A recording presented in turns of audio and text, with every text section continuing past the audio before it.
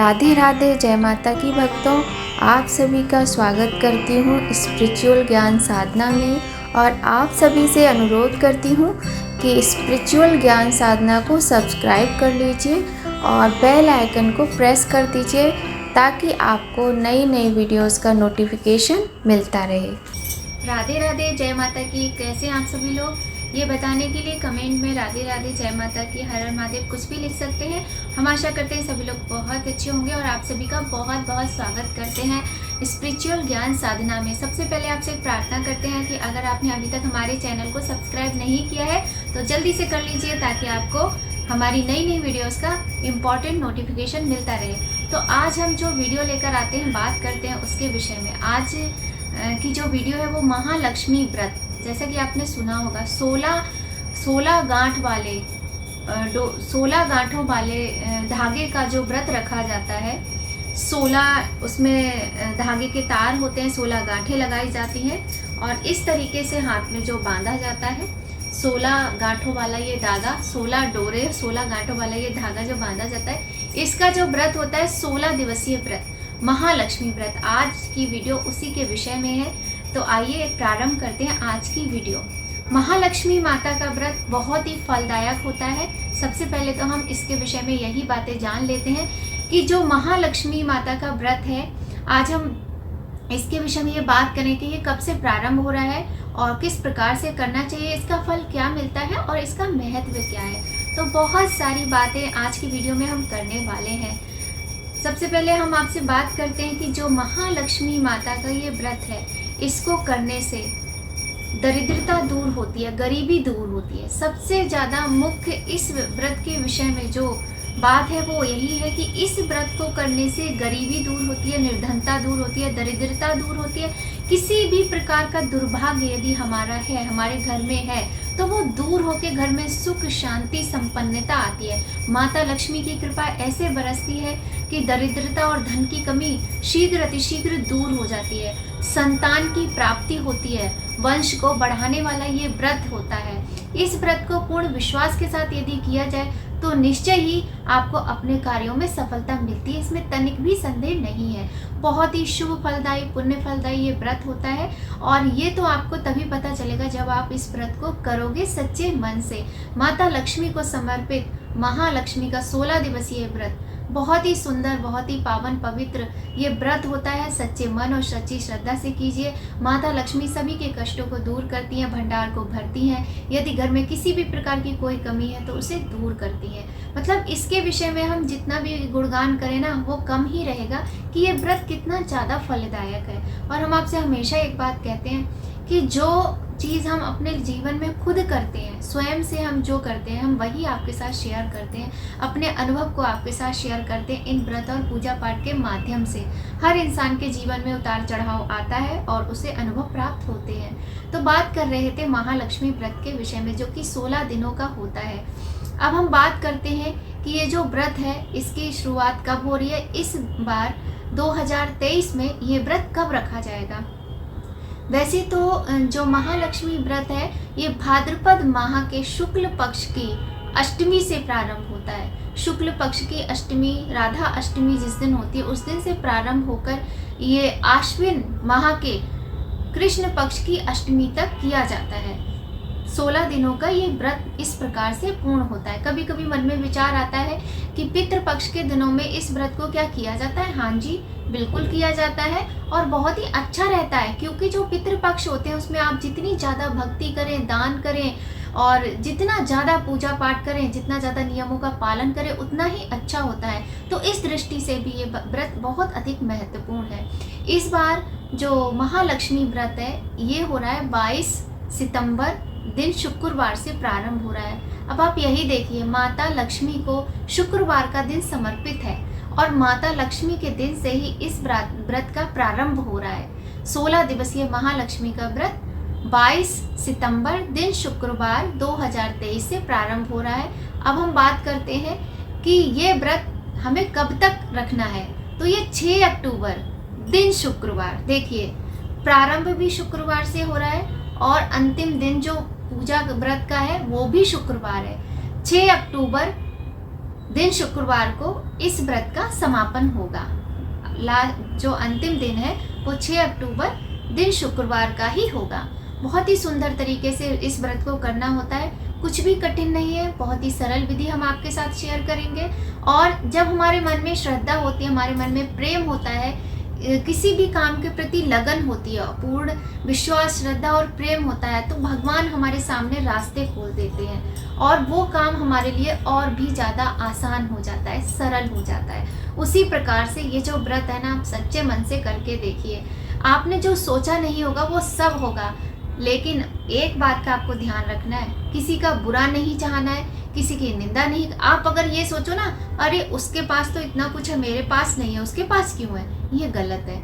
किसी के पास है तो ये कहो भगवान उसके पास है, ये कहो ना कहो, लेकिन आप ये कहो कि मेरा ये कष्ट है, मेरा ये दुख है, इसको दूर कर दीजिए माता रानी। आप देखना, माता महालक्ष्मी की ऐसी कृपा होती है, ऐसी कृपा होती है, वो आपको करने के बाद ही पता चलेगा, सारे दुख सारे कष्ट दूर हो जाते। कहते हैं ना, जो अच्छी लड़की होती है, जब हम शादी करने के लिए लड़की ढूंढते हैं अपने बेटे के लिए, तो जो अच्छी लड़की होती है तो उसको कहते हैं साक्षात लक्ष्मी का स्वरूप है। या हम कभी किसी के घर जाते हैं तो घर बहुत ही व्यवस्थित, साफ, स्वच्छ, एक होता है ना पॉजिटिव वाइब्स जहाँ पर आती हैं और सकारात्मकता का हमें आभास होता है। हम कहते हैं उनके घर में जो लेडी है वो तो साक्षात लक्ष्मी स्वरूप है। घर देखो, घर में जाते ही मन प्रसन्न हो जाता है, मन को शांति मिलती, कितना अच्छा लगता है। तो माता लक्ष्मी के नाम पर तो पूरी दुनिया टिकी हुई है। कोई भी स्त्री का जो गुण अच्छा होता है वो माता लक्ष्मी से ही संबंधित होता है। बहुत ही सुंदर इसी प्रकार से ये दिन है। माता लक्ष्मी का ये व्रत अवश्य ही करना चाहिए, बहुत ही शुभ फलदायक होता है। वीडियो बहुत लंबा हो जाएगा तो संक्षेप में हम थोड़ी और जानकारी आपको देते हैं और इसके बाद हम इस व्रत से संबंधित छोटी छोटी वीडियोस बनाते रहेंगे। पूर्ण कोशिश करेंगे कि किसी प्रकार का कोई भी गैप ना हो बीच में और कंटिन्यू ये व्रत की वीडियो मैं आपके साथ शेयर करती रहूँ। बस आप लोग सपोर्ट करते रहिए, ठीक है। तो हम बात करते हैं 22 सितंबर दिन शुक्रवार को उदया तिथि में सप्तमी तिथि है। ललिता सप्तमी है उस दिन और ललिता को भी माता लक्ष्मी का ही स्वरूप माना जाता है और माता ललिता के नाम से मंदिर भी बने हुए हैं। तो इस प्रकार से सप्तमी तिथि में 22 तारीख को उदय हो रहे हैं सूर्य नारायण भगवान। तो उदय तिथि के अनुसार अगर बात करेंगे तो सप्तमी तिथि है। इसीलिए जो राधा अष्टमी का त्यौहार है वो 23 सितंबर को मनाया जाएगा। वृंदावन में और ब्रज भूमि में, मथुरा में, गोकुल में, सारी जगह जो त्यौहार है राधा अष्टमी का, हमारी लाडली जू का जो जन्म दिवस है वो 23 सितंबर दिन शनिवार को मनाया जाएगा। और लेकिन हम आपको बताते हैं कि जो महालक्ष्मी व्रत है वो हम क्यों और कब मना रहे हैं। तो पंचांग के अनुसार इस वर्ष भाद्रपद शुक्ल अष्टमी तिथि 22 सितंबर 2023 को दोपहर 1:35 से प्रारंभ हो रही है और यह तिथि 23 सितंबर दोपहर 12:17 तक मान्य है। तो देखिए 12:17 के बाद नौमी तिथि लग जाएगी। इस वजह से और माता लक्ष्मी का जो पूजन होता है वो भी प्रदोष काल में बहुत शुभ माना जाता है। तो आपको जो प्रदोष काल का जो पूजन होगा वो आपको नौमी तिथि में मिलेगा। इसी कारण से जो महालक्ष्मी व्रत की पूजा है वो सप्तमी उदया तिथि में यानी 22 सितंबर 2023 को प्रारंभ की जाएगी, क्योंकि उस दिन जो प्रदोष काल की पूजा होगी वो अष्टमी तिथि में मिलेगी और माता लक्ष्मी का पूजन आपको प्रातः काल और प्रदोष काल दोनों ही समय करना है। यदि आप चाहते, बहुत से लोग पहला और आखिरी व्रत रखते हैं, बहुत से लोग 3 दिन का व्रत रखते हैं, बहुत से लोग पूरे 16 दिनों का व्रत रखते हैं। तो वो आपकी अपनी सामर्थ्य और श्रद्धा है, आप कितने व्रत रख सकते हो। व्रत रखने से घर में किसी को किसी प्रकार की परेशानी नहीं होनी चाहिए, किसी भी प्रकार का कष्ट नहीं होना चाहिए, क्योंकि व्रत पूजा पाठ हम अपने परिवार की सुख संपन्नता, सुख शांति की खुशहाली के लिए करते हैं और उसकी वजह से यदि किसी को कष्ट हो तो वो गलत है ना। तो उस सब चीज़ों को ध्यान में रखते हुए आप व्रत रखिए, किंतु पूजा आप पूरे 16 दिन कीजिए। अगर आपको माता की स्थापना करनी है तो आप माता की स्थापना कर लीजिए। राधा अष्टमी 23 तारीख की है और महालक्ष्मी का व्रत का जो प्रारंभ है वो 22 सितंबर दिन शुक्रवार को हो रहा है। तो प्रातःकाल आप जल्दी उठकर कलश स्थापना कर लीजिए और चौकी लगाइए, लाल कपड़ा बिछाइए, आप भी लाल वस्त्र ही धारण कीजिए। पहले दिन तो आप कोशिश करें कि लाल वस्त्र ही धारण करें। सूट साड़ी या जेंट्स लोग कुर्ता शर्ट जो भी पहनना हो उनको लाल रंग के वस्त्र ही पहनने चाहिए। कलश स्थापना अवश्य करें, चौकी लगाएं। अब हम बात करते हैं कि माता के कौन से स्वरूप की पूजा की जाती है इस व्रत में। तो माता का जो गज लक्ष्मी स्वरूप होता है, गज यानी कि हाथी, जिस तस्वीर में 2 हाथी माता के ऊपर इस तरीके से जल डाल रहे होते हैं, मैं आपको चौकी लगा के भी दिखाऊंगी। अभी थोड़ा सा मेरे पास समय का अभाव है तो इस तरह से मैं नहीं कर पा रही हूँ।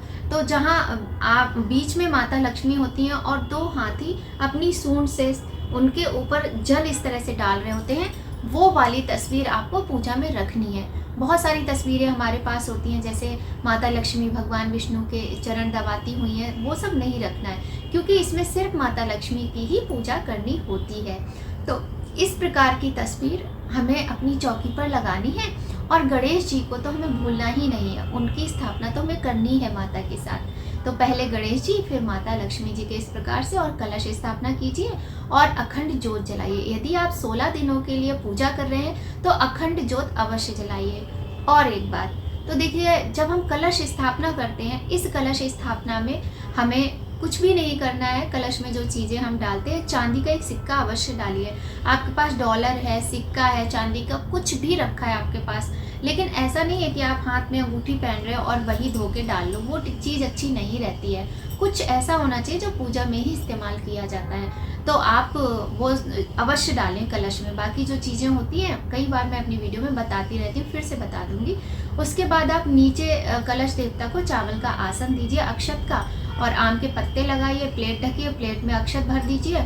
और नारियल जो होता है वो माता लक्ष्मी का स्वरूप ही माना जाता है, श्रीफल कहते हैं, और जहाँ श्री शब्द आ जाता है वहाँ माता लक्ष्मी स्वयं आ जाती हैं, तो उसे माता लक्ष्मी का स्वरूप ही माना जाता है। नारियल में कलावा और चुन्नी लपेटकर आप कलश स्थापना कीजिए।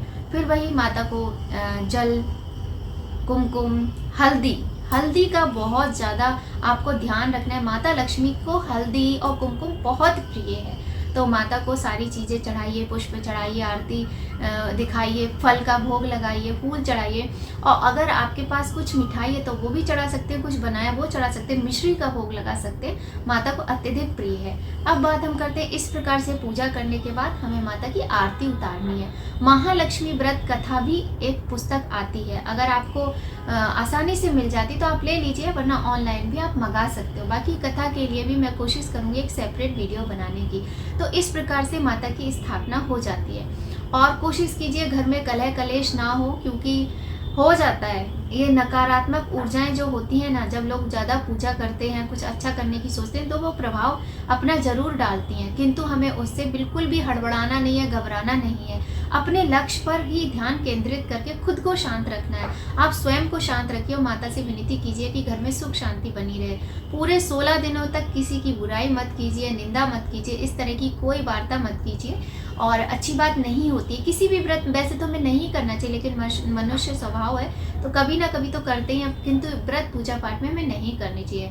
और आप जिस तरह से चाहें उस तरह से व्रत रख सकते हैं, चाहे 16 दिन का, चाहे 3 दिन का, चाहे आखिरी दिन का, जैसी आपको सहूलियत हो, जैसी आपके आसानी से जो कर सकते हैं। बहुत ज़्यादा हेडेक लेके कोई भी कार्य करना अच्छा नहीं होता है। तो इस प्रकार से पूजा कर लीजिए, कथा कर लीजिए, आरती कर लीजिए। और मैं आपको बताती हूँ कनक धारा स्तोत्र और श्री सूक्तम, कनक धारा स्तोत्र और श्री सूक्तम का पाठ भी आप कर सकते हैं। बहुत अच्छा फल प्राप्त होता है, बहुत ज़्यादा बड़ा भी नहीं है, छोटा सा ही पाठ होता है, बहुत अच्छे से आप कीजिए। अगर आपको मंत्र जाप करना है तो उससे तो उत्तम कुछ है ही नहीं, वो तो सर्वोत्तम है।